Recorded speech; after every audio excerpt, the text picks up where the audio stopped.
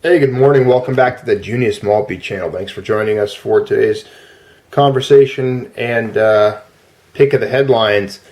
Let's take a look at these from a different angle and see what we all think is going on. We have some interesting stuff to cover, and I just kind of handpicked two topics, two articles that we're going to go over and see what your guys' take is on it. First one we're going to look at, for those of you that are in the silver world, know a lot of you guys are big silver stackers. I do dabble in the silver. Not as big as some of you guys are, but silver is an awesome metal. And let's take a look here. As you all know, JP Morgan, for the last greater half of this decade, has made the news quite a bit in its controversies regarding silver. People have always thought they try to corner the market, manipulate the prices, and hey, there's a lot to be said for that, especially when it comes to market manipulation. And stand by for the end of this video, because we are going to once again touch on that sensitive topic that so many believe is often a conspiracy theory, however, more often than not becomes validated with headlines and discoveries. But here it is, JP Morgan's preparing for global war, ?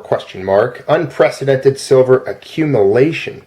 If you look at the headlines here that have been popping up this week, there is just a tremendous amount of discussion and suspicion surrounding JP Morgan and whether or not they are cornering the market, and why are they? Do they believe something's coming? Because as a lot of you know, and it would behoove anybody who purchases silver to know what its primary applications are for. As you all know, gold is more like a monetary asset and hedge. It is used in circuitry and electronics and things like that as well. But silver is used across multiple industries. It's used in a lot of weapons, and for some reason the military has a lot of applications for silver, and a lot of different industries use silver in their specific industry. So it's got a pretty high demand. And well, if we take a look here and read through this, a silver stockpile of the largest U.S. bank and major provider of financial services, JP Morgan Chase, has increased drastically for the last 3 years. In 2012, the amount of physical silver was at 5 million ounces, while for the current year it increased more than tenfold and accounts for 55 million. Silver has always been regarded as a great investment tool, but the fact that it is estimated at that low as $15.66 an ounce implies that it is accumulated for the possible financial turmoil. Only in this case the stockpile can be paid off. It can be seen in the letter of JP Morgan Chase Chairman and CEO Jamie Dimon in his letter to shareholders, as he stated, "Some things never change. There will be another crisis, and its impact will be felt by the financial market." We'll pause there for just a second, because his statements regarding, Jamie Dimon's statements regarding a coming financial collapse kind of tie into the theme we've talked about in a couple of the past videos, that a lot of these financial experts are predicting and are seeing things in the economy that lead them to believe a great financial catastrophe is coming. So that's something to take to the bank and cash that check, because it's definitely some advice I would heed at this point. If the big wigs are thinking it's coming, then it most likely is.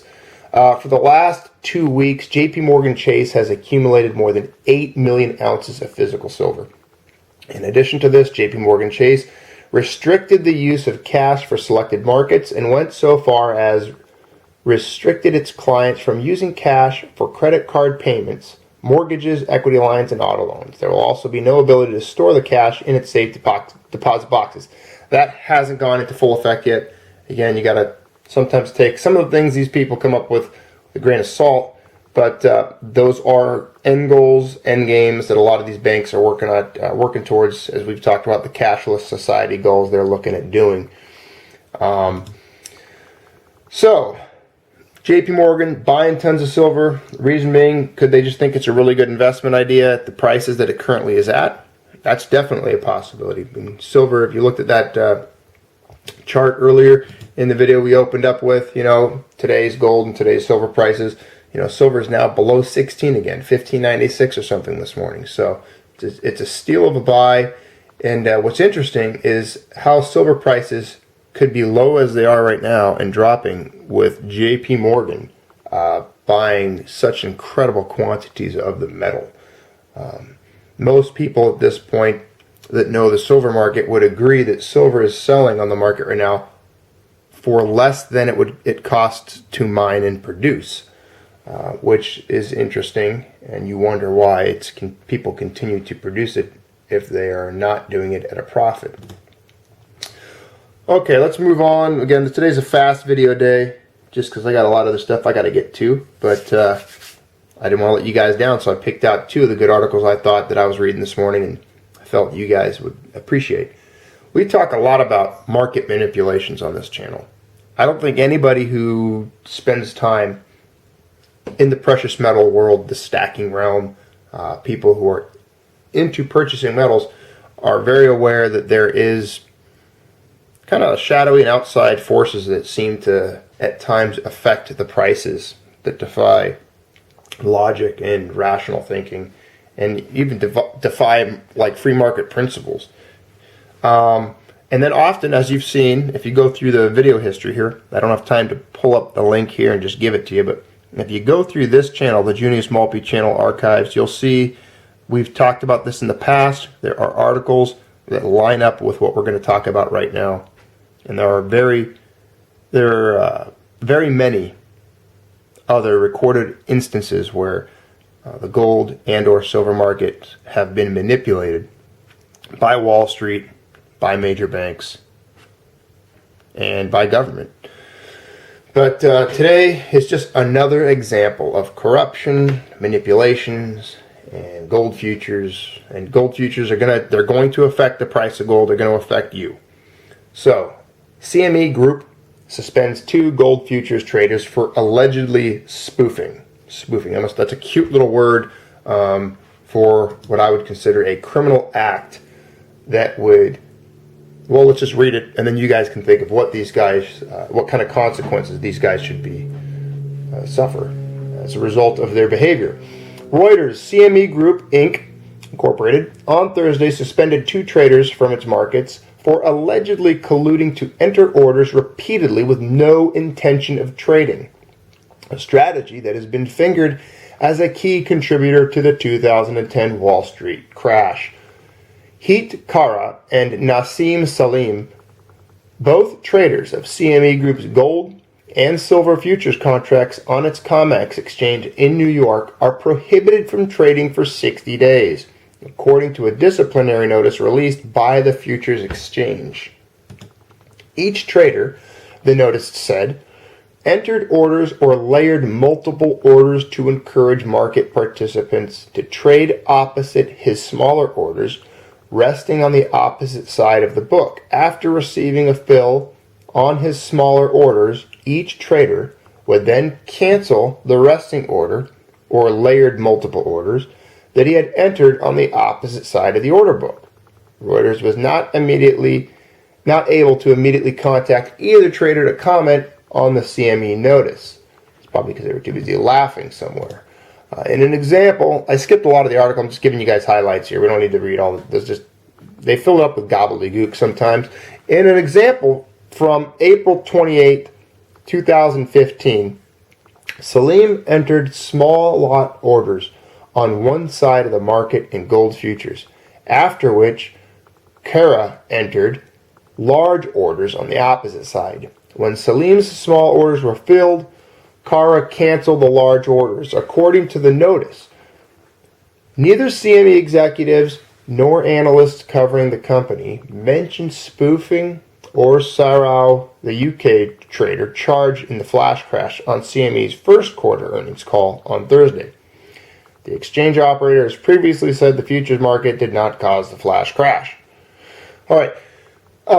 So these guys basically are accused, bumped into the table. These 2 gentlemen, individuals, Heet and Nassim, are basically accused of manipulating and, that's the word. We're going to use it. Manipulating the gold market. And they get suspended for 60 days, which means they're going to return to work. So, when you're dealing with something that's the financial markets of the world, the commodity markets of the world economy, things that are I don't know, kind of important. You would think ethics and basically just a background check or the credibility of individuals would be very important. And I think once a person has compromised the level of trust or honesty that can be given to them by us, by investors, by the world, they need to be done. These guys don't need a 60-day suspension. They need like a 60 years to life suspension. These guys need to not be near trading anymore. Once these people breach that trust, they need to be done. There needs to be a higher consequence for this type of behavior, because the consequences of this type of behavior is other people's lives. It's the butterfly effect. You get these rogue traders that do these flash crashes and manipulate markets and cause these problems.